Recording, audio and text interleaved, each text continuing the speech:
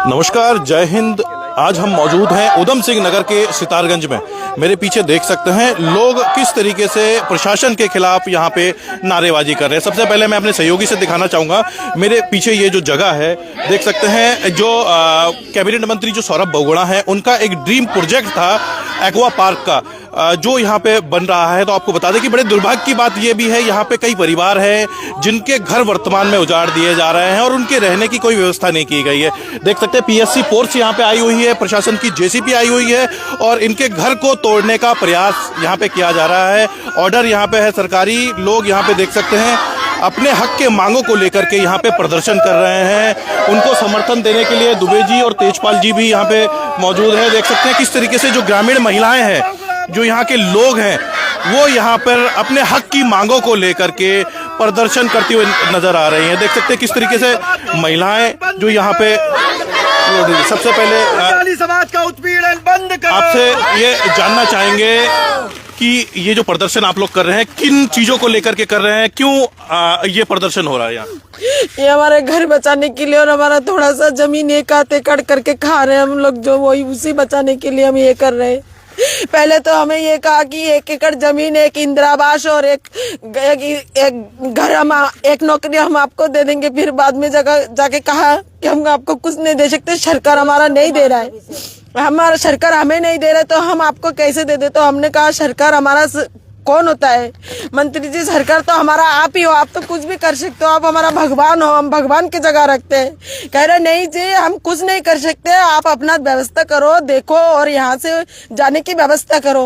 परसों हमारा नोटिस दिया, आज हमें उठाने आ गया है। जीसीबी पोकलेन लेके हमारा घर भर तोड़ रहा है, बच्चे के ऊपर लाठीचार्ज भी कर रहा है, हमारे ऊपर भी लाठीचार्ज कर रहा है। हमने ये भी कहा सर देखिए हमारे जमीन के साथ 200 एकड़ जमीन पड़ा है, आप वो सरकारी नहीं है, वो तो खाली पड़ा है, वहां से ले लीजिए। हम एक आध जमीन करके खा रहे हैं, अनाज करके खा रहे हैं, उसी को आप ले रहे हो। तो हम अब कहाँ जाए? ये जो भाई जब हमारे साथ बैठे, इनको तो हमने नहीं बुलाया, इनको हमने कुछ नहीं कहा। ये तो हमारा दुख दर्द देख के चला आया कि वो लोग परेशानी में, हम थोड़ा जाते देखते क्या कर रहा है। हमें इन्हें नहीं बुलाया, ये खुद अपने हमारा दुख दर्द, तो क्या मंत्री जी आप हमारा दुख दर्द देख के हमें नहीं बुलाया, हमारे पास नहीं आ सकते, हमारा कुछ नहीं कर सकते? हमने तो ये नहीं कहा कि ये प्रोजेक्ट, ये पार्क मत बनाओ, हमने कहा था कि बनाइए, लेकिन हमारा थोड़ा सा रहने का व्यवस्था, थोड़ा छोटा सा एक घर बना के फिर आप अपना ये प्रोजेक्ट बनाइए। हमने कभी विरोध नहीं है इसमें, आज भी हम विरोध नहीं है, लेकिन हमारा ये एक साइड में जब 200-250 एकड़ जमीन पड़ा है तो यहाँ से आप ले लीजिए, हमारा थोड़ा एक साइड में कर दीजिए। लेकिन नहीं, आपको यहाँ से जाना ही पड़ेगा। क्यों? हमने वोट नहीं डाला, हम सरकार का नहीं है, हम तो व्यवस्था भी नहीं की हमारी कि हम कल नोटिस दे, आज हम वहीं पे चले जाए कि सरकार ने हमारा व्यवस्था कर दिया, हम वहीं चले जाए। हमारा तो कोई व्यवस्था भी नहीं की। बच्चे के ऊपर केरोसिन डाल के वो पोकलेन के सामने कह रहे कि पोकलेन सामने क्यों मर रहा है, अपने कमरे में जाके मर। हमारे ऊपर लाठीचार्ज शुरू कर दिया। तो क्या सरकार हमारा नहीं सुनेगा? हम सरकार का नहीं है।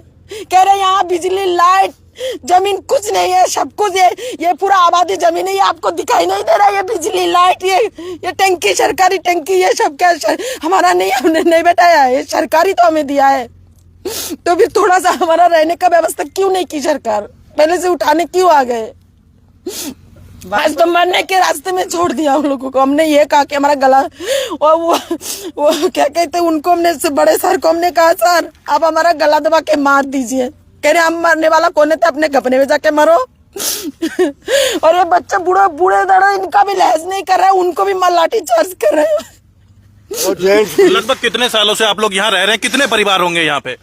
हम 45 साल से है, लेकिन हमारा कागज भी है, वो 40 साल से चल रहा है। हमारा कागज है, हम 45 साल से, लेकिन 40 साल से हमारा कागज चल रहा है। कितने परिवार होंगे यहाँ लगभग? हमारे यहाँ 8-10 परिवार है, और गांव के लोग भी कुछ करते हैं, वो जमीन थोड़ा बहुत कर लेते हैं, वो भी रहते हैं यहाँ पे। आप लोगों को सरकारी सुविधा भी दी गई है? सब कुछ है हमारे पास, सरकारी सुविधा सब कुछ है, सब कुछ है, सब है, राशन कार्ड है इनके पास।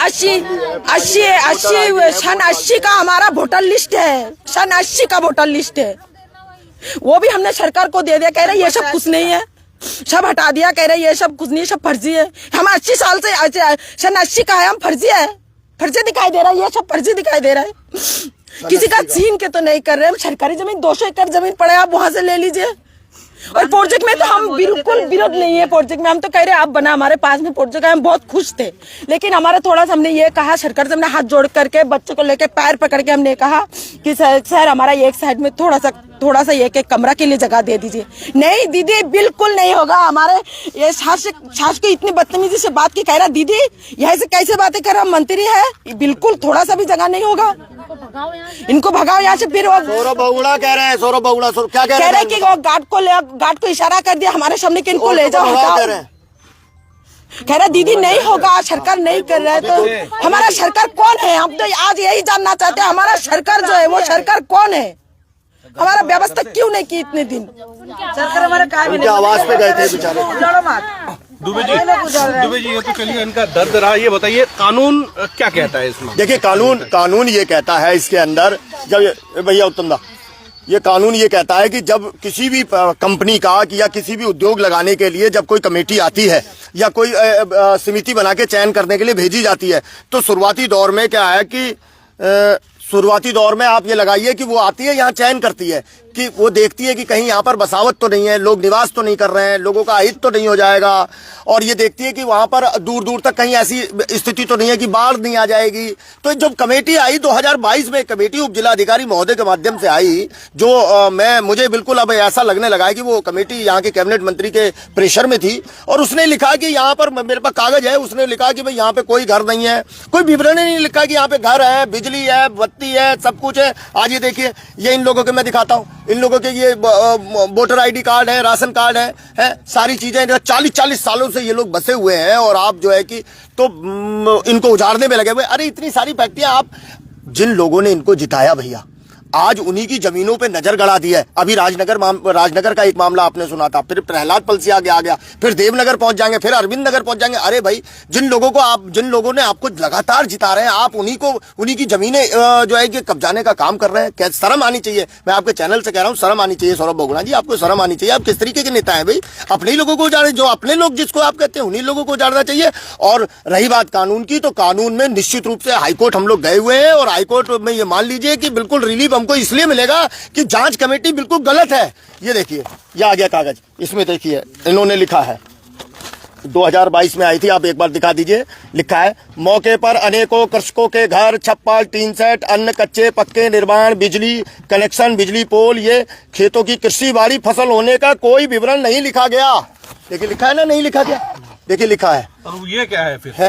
अब ये क्या है देख लीजिए, अब ये क्या है? तो ये मान लीजिए बिल्कुल मेरा सीधा आरोप है, मेरा भैया सीधा आरोप है कि जो 2022 में उप जिलाधिकारी महोदय के नेतृत्व में जो कमेटी यहाँ के एक्वा पार्क के लिए चयनित की गई थी, जिसको अपना रिपोर्ट प्रेषित करनी थी, उन्होंने सौरभ बहुगुणा जी के जो है कि प्रेशर में इस तरीके की बनाई। अब वो क्या करते हैं, वो एक्वा पार्क बना दे रहे हैं, कहीं उद्योग बना दे रहे हैं, बाद में इसे घाटे पे दिखा देंगे, अपने चहेते व्यक्ति को वो जो है कि लीज पे दे देंगे। वो यही काम करते हैं। और मैं कहना चाहता हूं कि इस तरीके से उजाड़ने का काम सरकारें बंद कर दें।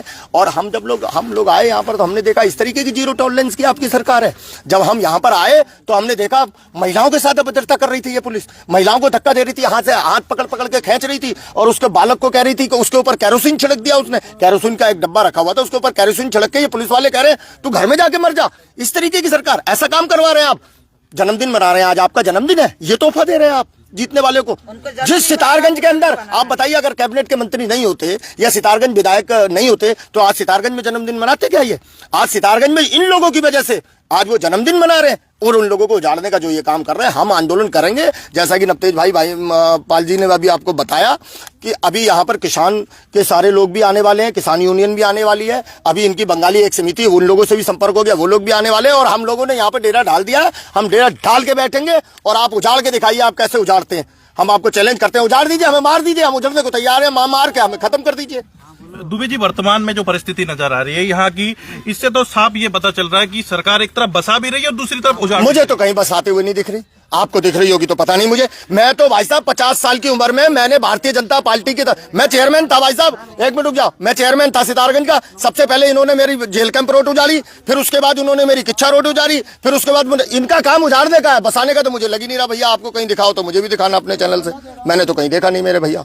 तो अभी वर्तमान स्थिति क्या है? अभी वर्तमान स्थिति सिर्फ उजाड़ने की है, इनका समय जा चुका है भैया। अब ये जाने वाले ऐसी बद्दुआ देखो, बहन रो रही थी ना अभी। अगर ऐसे रुला के काम करोगे सौरभ बगुणा जी आपका काम ये ठीक हो गया। अभी थोड़े दिनों बाद आएंगे, इनके पैर पकड़ने लगेंगे, मुझे वोट डाल दो। क्या कह रहे थे बहन? यही कह रहे थे ना, मैं चाहे जीतूं या हारूं आपको जरूर बसाऊंगा। अच्छा तुम्हें जीता है भैया 10 बार। देखो 16 फिल्म देखी है भैया आपने? 16 फिल्म में ठाकुर ने क्या करा? तिजोरी दिखा दी जय और वीरू को। तो ये जय और वीरू की तरह आ गए हमारे यहाँ। अब यहाँ पे बेचारे इन गरीबों ने उनको अपनी स्थितियां बताई। जब उन्होंने स्थितियां बताई कि साहब हमारी ये जमीन बरगाट की है, ये जमीन ऐसी है, ये जमीन ऐसी है, ये जमीन ऐसी है, और आप इन्हें पक्का कराने का काम करो, हम 40-40 सालों से बसे हुए। जब इन्होंने पूरी चीजों को समझ लिया इन लोगों से, तो फिर उसी को खाने लग गए। इनकी तो समझ में आ गया भाई जमीनें तो इनलीगल हैं, ये तो सब सरकार की हो सकती है, बाद में मेरे चहेतों को पहुंच सकती है। भाभी वाह ठाकुर साहब, तुम्हें अच्छी तुमने तिजोरी दिखा दी हम लोगों ने तुमको। ये ठाकुर है हमारे, ये ठाकुर इसलिए कह रहा हूं कि यही वो बंगाली समाज है जो जिताता है, यही निर्णायक होता है हमारी विधानसभा सितारगंज का, और यही लगातार जिता रहा है। तो इन ठाकुरों ने जब उनको तिजोरी दिखा दी जय और वीरू को, तो आज उनको लूटने में लग गए भैया। इसका हम लोग विरोध करते हैं, इसका हम लोग विरोध करते हैं भाई। नवतेज भाई एक बार आपसे भी बातचीत करते हैं, आप भी किसान देते हैं भैया। ये इनका कार्ड है, ये राशन कार्ड है, ये राशन कार्ड है भैया। नवतेज भाई किस प्रकार से देख रहे हैं प्रशासन की तानाशाही? तमाम आरोप लगा रहे हैं कि महिलाओं के साथ अभद्रता की है, कुछ बच्चों को कहा गया है कि तुम घर पे जाके मरो। किस प्रकार से देखते हैं? सबसे पहले तो आप सब लोगों का बहुत धन्यवाद कि आप लोग यहाँ पे इन गरीबों की लड़ाई में हिस्सा बनने के लिए आए हैं। आपके थ्रू जो सारी आवाज जाएगी लोगों तक, जो इस सरकार के इस मंत्री के कुकृत्य हैं वो आपने सभी सामने देखे। मुझसे पहले दुबे जी ने विस्तार से आपको बताया कि किस तरीके से इन्होंने धोखाधड़ी करके इन लोगों को धोखे में रखकर उजाड़ने का काम किया। हम लोगों को जब आज पता लगा, उत्तम भाई का फोन आया कि भी इस तरीके से इन्होंने प्लानिंग बनाई सुबह उजाड़ने की, तो हमें वहां चलना है, तो हम लोग तुरंत आए। जब हमने आगे देखा तो यहाँ पे दुबे जी पहले ही बता ही चुके हैं किस तरीके से घरों में पुलिस वाले घुसे हुए थे, बहुत पुलिस थी यहाँ पे। और हम लोगों ने जब जैसे हम लोगों को देखा, हमने आगे जब इनकी लड़ाई लड़नी शुरू करी, तो उसके बाद सारे लोग भागे। क्यों? क्योंकि कहीं ना कहीं उनका चोर रास्ते से आगे उनको हटाना चाह रहे थे, और हम लोग इनको बचाने के लिए आ गए हैं। जिस तरीके से किसानों ने तीनों काले कानून के खिलाफ धरना देकर वापस कराए थे, उसी तरीके से हम लोग भी यहाँ पे, हम तो जहाँ पे पहुंचते नहीं है, पहली बात जब पहुंच जाते हैं वहां से हम पीछे हटते नहीं है। हमने आपको यहाँ पे आ गए हैं, जब तक इनको न्याय नहीं दिलाएंगे तब तक हम यहाँ से जाने वाले नहीं है। सब लोगों से आपके चैनल के माध्यम से निवेदन करना चाहते हैं कि ज्यादा मैं समय न लेके, दुबे जी ने विस्तार से बता दिया है, जब तक इनको न्याय नहीं मिलेगा, जहां पे भी अन्याय होगा वहां पे हम सब लोग मिलजुल कर लड़ाई लड़ने का काम करेंगे। हमारे बहुत सारे साथी लोग और भी हैं सितारगंज विधानसभा के अंदर जो लगातार इनके जुल्म के खिलाफ लड़ाई लड़ने का काम कर रहे हैं। वो लोग भी सारे लोग इकट्ठे होकर हम ये लड़ाई लड़ेंगे और इन लोगों को बचाने का काम करेंगे। इनके साथ और भी लोग बहुत सारे जो यहाँ पे जमीनें हैं, मैं आपको बताना चाहता हूँ कि शक्ति फार्म की बहुत सारी जमीनें जो तत्कालीन कांग्रेस की सरकार ने इनको पट्टे दिए थे, जिनको पट्टे दिए थे उन लोगों को बंगाली आती थी, हिंदी उनको आती नहीं थी, तो वर्ग 8 में सरकार ने पट्टे दिए थे। बेचने का अधिकार उनको दिया नहीं था कि नहीं तो जो यहाँ पे भूमाफिया थे वो उनसे अंगूठा लगवा के छीन लेते। जो यहाँ पे भूमाफिया थे, जो पुराने लोग थे, तो वो जो बंगाली लोग आए उनको तो हिंदी भी नहीं आती थी जब देश का बंटवारा हुआ, तो इसलिए जो है बेचने का अधिकार नहीं दिया था ताकि ये जमीन बिक ना पाए। उन लोगों ने, जो दूसरे बंगाली लोग बाद में आए जिनको जमीनें नहीं मिली, तो उन्होंने, उनके भाई बंधु आए, उन्होंने उनको जमीन जो है रहने के लिए थोड़ी बहुत दे दी। तो जब ये विवाद फैला तो उसके बाद वो कोर्ट कचहरी में हुआ, जब उन्होंने कहा कि हमारे नाम पट्टे बनने चाहिए। पटवारी ने पैसे लेकर, अधिकारियों ने पैसे लेकर उसमें वर्ग 22 में कब्जा दर्ज कर दिया। तो ऐसी बहुत सारी जमीनों के पट्टे खारिज हुए शक्ति फार्म में, जो आज भी खारिज है।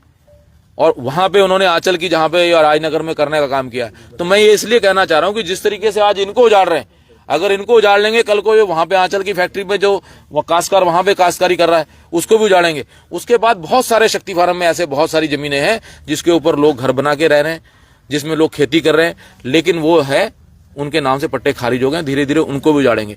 और आपके चैनल के माध्यम से कहना चाहता हूं, जो लोग जिनके पास भूमिधरी के कागज भी हैं, जिनके पास खतौनियां भी हैं, वो भी ये ना समझे, अपने आप को पक्का ना समझे इस सरकार के अंदर। अगर ये इन लोगों को जब उजाड़ लेंगे उसके बाद उनका भी नंबर लगाएंगे। आप देखो बाजपुर के अंदर स्कॉट फार्म बनाया, रजिस्ट्रियां हुई थी, दाखिल खारिज हुई थी, बैंकों के लोन हुए थे, कोठियां बनी हुई थी उसमें, उन लोगों को घर तोड़ दिया, उनको उजाड़ दिया। लेकिन वो लोग मजबूती से जब खड़े हुए, जब वो लड़े, वहां पे इन्होंने इंडस्ट्री एरिया बनाया, लेकिन जब वो मजबूती से लड़े तो उन लोगों को कुछ जमीनें उनको देनी पड़ी। उसी तरीके से अगर हम लोग भी इकट्ठे होकर लड़ेंगे तो चाहे सरकार की योजना के लिए कुछ जमीन देनी पड़े, लेकिन बाकी जमीन हम लोगों को मालिकाना हक के साथ अगर देंगे तब हमारी बात बनेगी। इसलिए मैं कहना चाहता हूं, अब इस गलतफहमी मत रहो। आप देखो बाजपुर में 22 गांव हैं, उनकी रजिस्ट्रियां हैं, दाखिल खारिज है, सब कुछ है, लेकिन फिर भी उनको उजाड़ने की सियासत चल रही है। लेकिन वहां पे किसान यूनियन लड़ाई लड़ने का काम कर रही है, लगातार धरना देके बैठे हुए हैं। तो जो ये एकता है उसी वजह से वो रुका पड़ा है। अगर वो सब लोग एक नहीं होते, बाजपुर के लोग, आज तक 20 गांव उजाड़ दिए गए होते। मैं कहना चाहता हूं पूरे सितारगंज के विधानसभा के लोगों को, बंगाली समाज के लोगों को और समाज के लोगों को, कि सब लोगों को मिलजुल कर हमें जो तराई का गुलदस्ता, उसी हिसाब से मिलकर लड़ाई, जैसे हमारे पूर्वज आए। हम लोग तो नहीं यहाँ पे आना चाहते थे, ये बंगाली लोग तो नहीं आना चाहते थे। हमारे दादाजी पाकिस्तान से उजड़ के आए, बांग्लादेश से उजड़ के आए इनके बुजुर्ग। देश की आजादी के लिए जिन लोगों ने लड़ाई लड़ी, जिनकी कुर्बानियां 90% बंगाली समाज की और सिख समाज की, जिन्होंने देश आजाद कराने के लिए जिनके बुजुर्गों ने कुर्बानियां दी, और उसके बाद देश का बंटवारा करने के लिए हमने तो कहा नहीं। देश का बंटवारा आपके पूर्वजों ने किया मंत्री जी, आपके पूर्वजों ने देश का बंटवारा किया, जिस वजह से हम आज यहाँ दर दर की ठोकरें खाने के लिए हमारे पूर्वज आए। और हमारी कितनी पीढ़ियां यहाँ पे शेरों से लड़ी, मच्छरों से लड़ी, और ये जमीनें आबाद करी। आज अब हमसे ये जमीनें छीन लेना चाहते हो? ऐसा हम कभी नहीं होने देंगे। जो पूर्वजों ने हमारे यहाँ पे आके, अब हम यहाँ से उजड़ के कहीं नहीं जाएंगे। हम मिलजुल के यहीं पे लड़ेंगे और इन जमीनों को बचाएंगे, अपने बच्चों के भविष्य को बचाएंगे। धन्यवाद आपका बहुत बहुत। उत्तम जी, आपसे भी एक संक्षेप और भी लोग हैं जिनसे यहाँ पे बातचीत करेंगे, आखिरकार क्या कुछ क्या इतिहास है, क्या कहेंगे? किस प्रकार से आप इसको देख रहे हैं, इस पूरे प्रकरण को? किस प्रकार से आज प्रशासन ने धावा बोला है, बिना मतलब एक बार 2 दिन पहले अल्टीमेटम देने के बाद आप किस प्रकार से देख रहे हैं? धन्यवाद आपको। मैं थोड़ा पूर्व में मैं जाना चाहता हूँ। पहले के पूर्ववर्ती जो भी नेता लोग होते थे, चाहे किसी भी पार्टी के लोग थे, उन्होंने जो है जनता को बसाने का काम किया है। मगर जब से सौरभ बहुगुणा का परिवार इस सितारगंज विधानसभा में कदम रखा, माननीय किरण मंडल जी ने इस्तीफा दिया और इनके पापा माननीय सौरभ विजय बहुगुणा जी ने कहा था, हे बंगाली समाज के लोग, आप मेरे पेन में स्याही भर दो, बंगाली समाज के तकदीर लिखने का काम करेंगे। और तब कहा था कि इस बंगाली क्षेत्र में सितारगंज विधानसभा में जितने भी समस्या है, भू संबंधी, जमीन संबंधी जो भी समस्या है, सब समस्या का हम समाधान करके देंगे, हमें मौका दो। यही बंगाली समाज के लोगों ने आपके पापा को जो है मौका देने का काम किया। उसके बाद जो है आपने जो है बिल्कुल कुंडली मारकर जो है इस विधानसभा में बैठ गए और लोगों को जो है फूट डालकर राज करने का जो काम आप मंत्री जी आप कर रहे हो। आपने जो है बसाने की जगह बसे हुए लोगों को, जिन्होंने जो है आपको वोट दिया, आपके बाप पापा को वोट दिया, आपको मंत्री तक का रास्ता दिखाया, ऐसे बंगाली परिवार को जो है आप उजाड़ने का काम कर रहे हैं। और आप क्षेत्र पे आके कहते हो कि बंगाली समाज हमारा भाई है, हमारा बंधु है, हमारा माँ है, हमारा दोस्त है। और आज जो है इनके आंसू आपको विधायक बनाया, वहाँ पे कानून पास करके इनकी भूमि की जो है आप जो है नियमितीकरण करने का काम क्यों नहीं किया? ये मैं पूछना चाहता हूँ आपके चैनल के माध्यम से। क्या यही नीति लेके आप जो शक्तिवान में आए हो? यही नीति लेकर सितारगंज विधानसभा में आए हो? लोगों को प्रताड़ित करने का काम कर रहे हो, लोगों को जो फर्जी मुकदमा में जेल भेजने का काम कर रहे हो, और आपके खिलाफ कोई आवाज ना उठाए। मगर मंत्री जी, आज आपके जन्मदिन के अवसर पर स्पष्ट कहना चाहता हूं, अभी भी समय है, सुधर जाइए। इस गरीबों के आंसू का हाय मत लीजिए, इनको उजाड़ने की जगह बसाने का काम कीजिए, ये अनुरोध करना चाहते हैं आपसे। और भी यहाँ पर ग्रामीण लोग हैं, उनसे भी बातचीत करेंगे कि आखिरकार पूरा प्रकरण क्या है, कहाँ तक कार्रवाई जो है आगे बढ़ रही है। बात करते हैं सुजीत जी, आपको भी बहुत इस मामले में मैंने बहुत भागादौड़ी करते हुए देखा है। आप तमाम कोर्ट कचहरी और जितने भी अधिकारी हैं उनसे भी आपने मुलाकात की है। क्या पूरा इसका निष्कर्ष निकल के आया? क्योंकि आज प्रशासन में देख रहा हूँ कुछ गाड़ियां खड़ी हैं, पीले पंजे भी खड़े हैं, क्या पूरा निकल के आया इसका निष्कर्ष? सबसे पहले तो आपके चैनल का धन्यवाद। इस प्रकरण में जो भी हुआ, मैं मंत्री जी ने कई बार मांगा कि हमारा पुराना जो गांव है प्रहलाद पलसिया, उसको मत उजाड़िए, कुछ ना कुछ और रहने दीजिए, पार्क बनाइए, हम विरोध नहीं है। तो कर मैं करता हूँ ये कर सरकार नहीं मानो, सरकार तो आप हो, आप तो आज जो कहोगे वही होगा, हमारे तो आप ही हो, आपके पास कोई चीज़ नामुमकिन नहीं है, सब मुमकिन ही है। तो कम से कम अब जो गांव है प्रहलादपल से उसका वजूद तो रहने दीजिए, पूरा खत्म मत कीजिए। पार्क के पास में बनाइए, हम इतने जो आपने बताया जितनी जमीन उतनी जमीन हमें दीजिए और वहाँ बसे रहने दीजिए। तो फिर वही चलता, फिर कोर्ट में गए, कोर्ट में भी डिसीजन दिया। 2016 में जो हमारा फाइल था उसमें डिसीजन दिया, सबने दिया, हम कर नहीं सकते, भूमि प्रबंधन सब ने आपत्ति लगा दी। फिर उसके बाद नोटिस जारी हुआ 29 तारीख को और डिसीजन हुआ 29 तारीख को और नोटिस 3 तारीख को जारी किया और पहुंचा हमारे पास 10 तारीख को 10 नवंबर को। तो एक दिन का बीच में टाइम था, हम ज़्यादा जाएगा, हमें समय ही नहीं दिया गया, तब तोड़ने आ गए। मैं इस चैनल की मदद से बताना चाहूँ कि यही है हमारा प्रकरण। देख सकते हैं, और मैं अपने सहयोगी से कहूँगा यहाँ के जो पानी का टैंकर है उसको एक बार जूम करके यहाँ पर दिखाएं। वो देख सकते हैं सरकारी जो है टैंकर यहाँ पे लगाया गया है। और भी यहाँ सहयोगी से मेरे साथ आए।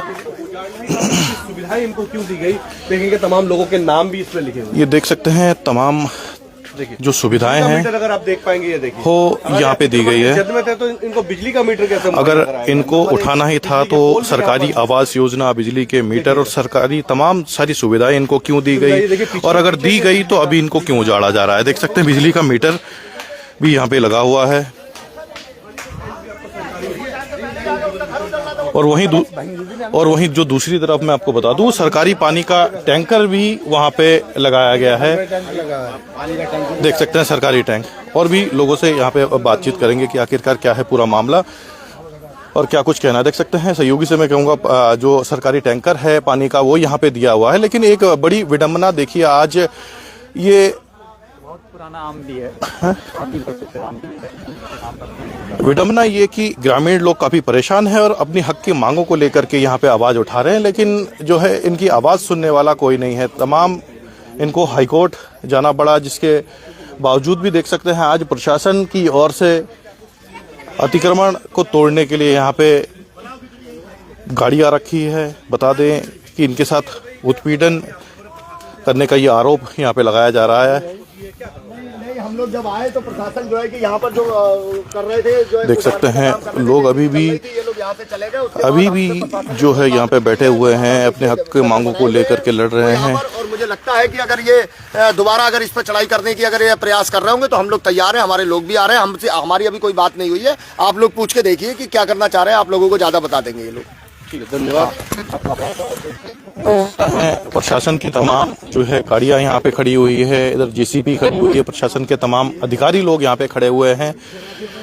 और दूसरी तरफ जो है ग्रामीण अपने हक के मांगों को लेकर के यहाँ पे प्रदर्शन कर रही हैं। इनकी मांगे ये है कि अगर इनको यहाँ से इनके घर जो है इनको यहाँ से उजाड़ दिए जाते हैं तो कहीं ना कहीं इनको विस्थापित करने की एक जगह, जो इनको बसाने की एक जगह दी जाए, अल्टीमेट की जाए। कहीं ना कहीं देख सकते हैं यहाँ पे जो इनके घर है सरकारी आवास भी दिए हुए हैं, सरकारी तमाम योजना भी दी गई है, जिसके बावजूद भी अभी इनके घर को उजाड़ दिया जा रहा है। काफ़ी विडंबना है, जिसको लेकर के गरीब ग्रामीण लोग यहाँ पे बैठे अपनी हक के मांगों को लेकर के प्रदर्शन यहाँ पे कर रहे हैं। और कई समाज सेवी लोग यहाँ पे पहुँचे हैं। हालांकि इनको यहाँ से हटाया जा रहा था, ग्रामीणों के साथ यहाँ पे बदतमीजी करने का आरोप भी लगा है, जो कि उन्होंने बताया। जिसके बाद तमाम जनप्रतिनिधि यहाँ पे पहुँचे हैं और उन्होंने अभी कार्य को रुकवाया है। देख सकते हैं ये जो एक्वा पार्क है ये बन रहे हैं और तमाम गाड़ी जो है प्रशासन के आला अधिकारियों की है। तो कहीं ना कहीं अगर ये खबर हमारी विधायक जी और कैबिनेट मंत्री सौरभ बहुगुणा जी तक भी पहुंच रही है तो उनसे भी अपील है कि कहीं ना कहीं ये जो गरीब मजदूर लोग हैं इनके फेवर में भी इनके ये मामला जो है संज्ञान में लिया जाए और कहीं ना कहीं इनको बसाने के लिए एक उचित व्यवस्था की जाए। अब देखना ये होगा कि सरकार अब इस मामले में क्या कुछ कार्रवाई करती है और इनको न्याय कब तक मिलवाता है।